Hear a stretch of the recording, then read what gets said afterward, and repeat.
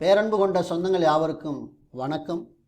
இன்றைக்கி என்ன இந்த வீடியோவில் நம்ம அவேர்னஸ் பார்க்க போகிறோம் அப்படின்னு பார்த்தீங்கன்னா, ஸ்கூலில் மணி அடித்து பார்த்துருப்பீங்க, அதே போல் கோயில்களில் மணி அடித்து பார்த்துருப்பீங்க, பிற இடங்களில் நீங்கள் எங்கேயாச்சும் மணி அடித்து பார்த்துருப்பீங்க. பட் ஊராட்சியில் மணி அடித்து பார்த்துருக்கீங்களா? இன்றைக்கி ஊராட்சி மணியை எப்படி அடிக்கிறது அப்படின்னு தான் பார்க்க போகிறோம். ஊராட்சியில் மணி அடிக்கலாம். அதற்கான இணையதளத்தை கவர்மெண்ட் வெளியிட்டிருக்கிறாங்க. அது ரொம்ப காலமாச்சு முன்னாடியே வந்து. ஸோ நிறைய உறவுகள் இதை பயன்படுத்தியிருப்பீங்கன்னு நினைக்கிறேன். நம்ம சேனலில் கூட நம்ம இதை குறித்து நம்ம சொல்லியிருந்தோம். டோல் ஃப்ரீ நம்பர், அதாவது ஊராட்சி மணிக்கு டோல் ஃப்ரீ நம்பர் கொடுத்துருந்தாங்க. அந்த நம்பரை தொடர்பு கொள்ளும்போது நீங்கள் உங்கள் ஊராட்சியில் என்னென்ன பிரச்சனைகள் இருக்கோ அந்த பிரச்சனைகளை எல்லாம் இந்த நம்பரில் நீங்கள் கால் பண்ணி சொல்லும்போது உங்களுடைய புகார்களை வந்து பதிவு செய்து நடவடிக்கை எடுப்பாங்கன்னு சொல்லியிருந்தாங்க. எண்ணற்ற நண்பர்களுடைய குற்றச்சாட்டு என்னவாக இருந்துச்சு அப்படின்னா, இந்த நம்பருக்கு நாங்கள் கால் பண்ணாலும் கூட ரெஸ்பான்ஸ் இல்லை அப்படின்னு சொல்லியிருந்தாங்க. சரி, ஓகே, இப்போ ரெஸ்பான்ஸ் இல்லைன்னா அதற்கு மாற்றாக நம்ம என்ன செய்வது அப்படின்னா, இப்போ சிஎம் செல்லில் போய் நம்ம புகார் கொடுக்குறோம். இப்போ அதே மாதிரி இந்து அறநிலையத்துறை வெப்சைட்டில் போய் அது சம்மந்தமான புகார் கொடுக்குறோம். பத்திரப்பதிவு வெப்சைட்டில் போய்ட்டு அது சம்மந்தமான புகார் கொடுக்குறோம். ஒவ்வொரு இணையதளத்துக்கும் புகார்களை பதிவு செய்வதற்கு அதற்கான ஆப்ஷன் கொடுக்கப்படுகிறது. அதுபோல் இந்த ஊராட்சி மணியிலையும் நீங்கள் வந்து ஃபோன் பண்ணி உங்கள் ஃபோனை வந்து எடுக்கலை, மணி சரியாக அடிக்கலை அப்படின்னா நீங்கள் இந்த புகார்களை பதிவு பண்ணலாம் இணையத்தில். அதை எப்படி பதிவு பண்ணுறது அப்படிங்கிறது தான் இன்றைக்கி இந்த வீடியோவில் நம்ம முழுசாக பார்க்க போகிறோம். இப்போ தான் நம்ம சேனலை முத பார்க்குறீங்கன்னா மறக்காமல் சப்ஸ்கிரைப் பண்ணி சப்போர்ட் பண்ணுங்கள். இது போன்ற பதிவுகள் உங்களுக்கு தொடர்ந்து வரணும் அப்படின்னு நினச்சிங்கன்னா பெல்லைக்கான கிளிக் பண்ணி வச்சுங்க. அப்போ தான் நோட்டிஃபிகேஷனில் தகவல் உங்களுக்கு உடனே வந்து சேரும். சரி, வாங்க வீடியோக்குள்ளே போகலாம்.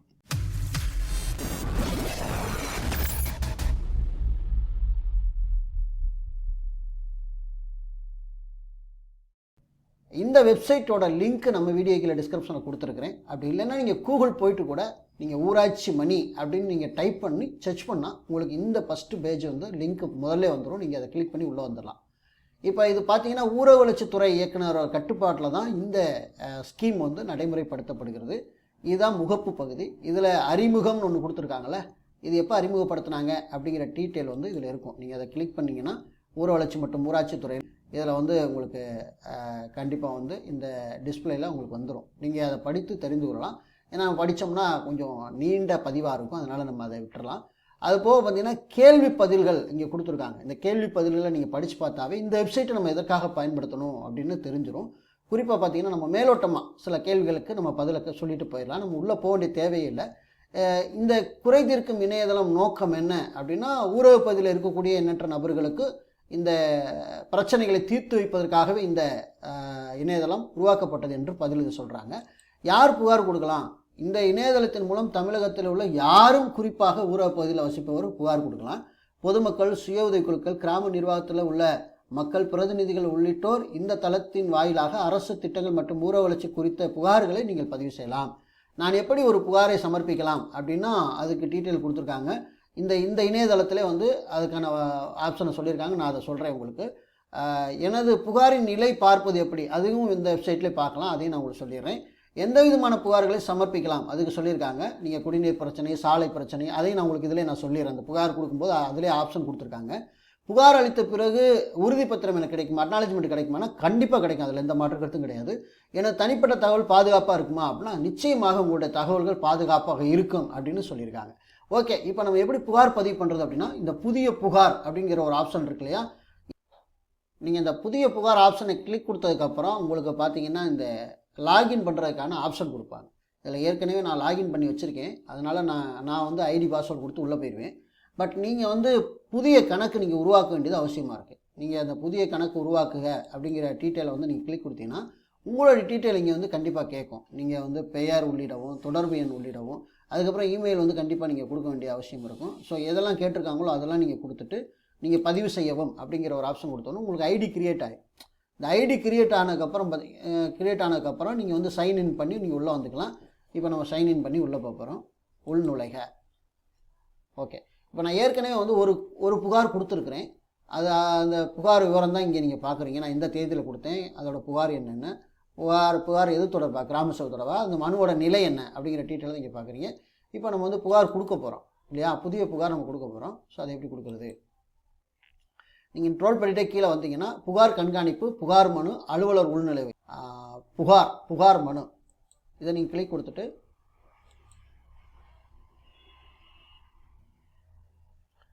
இங்கே பார்த்தீங்கன்னா ஏற்கனவே எல்லாம் ஃபுல் பண்ணி வச்சிருக்கனால ஐடி கிரியேட் பண்ணி வச்சிருக்கனால எனக்கு டீட்டெயில் எல்லாமே வரிசையாக வந்துடும். அதனால் வந்து என்னோடய மொபைல் நம்பர் கொடுத்துருக்கேன், நேமு, இமெயிலு.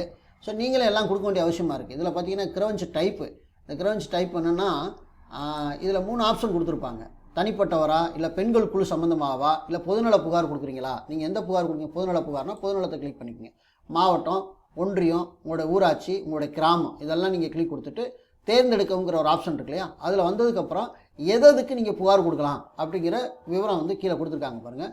விளம்பர உரிமமா, அங்கன்வாடி சம்மந்தமாகவா, கட்டிட அனுமதியா, சுத்தம் செய்தல் சம்மந்தமாகவா, இப்படி நிறைய இருக்குது கீழே. பாலடைந்த கட்டிடம், மேல்நிலை நீர்த்தேக்க தொட்டி, குடிநீர் வழங்குதல், சாம்பல் நீர் மேலாண்மை, சாம்பல் நீர் மேலாண்மை குழு, வீட்டு வரி, சொத்து வரி, வீட்டு வசதி, இப்படி மகாத்மா காந்தி தேசிய ஊரக வேலை திட்டம், மற்ற புகார்கள் என்று இப்போ நிறைய நீங்கள் ட்ரோல் பண்ணிக்கிட்டே வந்தீங்கன்னா, அப்பா இத்தனைக்கு நமக்கு வந்து இதில் புகார் கொடுக்க முடியுமா அப்படின்னு கேட்டிங்கன்னா கண்டிப்பாக நீங்கள் புகார் கொடுக்கலாம். இப்போ வந்து குறிப்பாக பார்த்தீங்கன்னா உங்கள் இதில் வந்து இப்போ ஒரு அதாவது என்ன சொல்கிறது அப்படின்னா, இப்போ தெருவிளக்கு எரியலை அப்படின்னா தெருவிளக்கு சம்மந்தமான ஒரு புகாரை நீங்கள் கொடுக்குறீங்க. இப்போ தெருவிளக்கு நான் சூஸ் பண்ணுறேன்.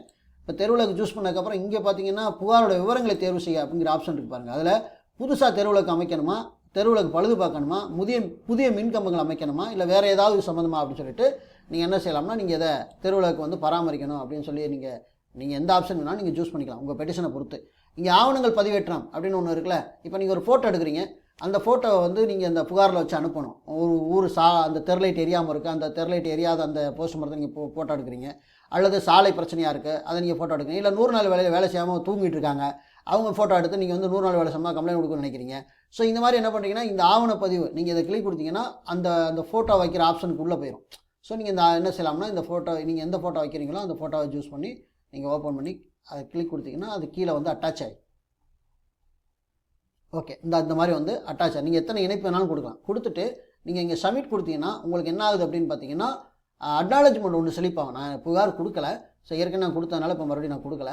நீங்கள் இதை கிளிக் கொடுத்தோன்னே உங்களுக்கு அக்னாலஜ்மெண்ட் ரிசிப்ட் ஒன்று ஜென்ரேட் ஆகும். நீங்கள் அந்த ரிசிப்ட்டை கூட நீங்கள் என்ன செய்யலாம்னா, நீங்கள் பிரிண்ட் எடுத்து டவுன்லோட் பண்ணி வச்சுக்கலாம். ஸோ நான் உங்களுக்கு அது எப்படி இருக்குங்கிற மாடல் கூட நான் டிஸ்பிளேல ஷோ பண்ணுறேன். அவ்வளோதாங்க விஷயம், வேறு ஒன்றுமே கிடையாது. இது இவ்வளோ எளிமையாக வந்து போய் சேர்ந்துடும்.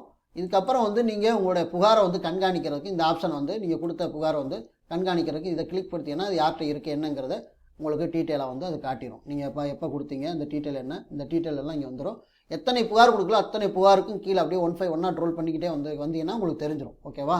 இப்படி தான் வந்து இந்த ஊராட்சி மணியை நம்ம வந்து அடிக்கணும். சரி, ஊராட்சி மணி அடித்ததுக்கான இதில் தான் புகாருக்கான மெசேஜை பார்க்க முடியுமா கேட்டால் இல்லை. நீங்கள் ஃபோன் நம்பர் கொடுத்துருக்கீங்களா, அந்த ஃபோன் நம்பருக்கும் என்ன செஞ்சிடும் அப்படின்னா மெசேஜ் வந்துடும்.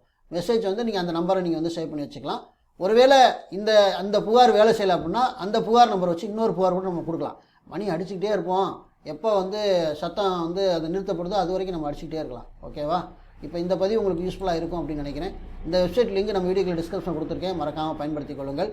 மீண்டும் நல்லதவர்களோடு உங்களை வேறு வீடியோ சந்திக்கிறேன். நன்றி, வணக்கம்.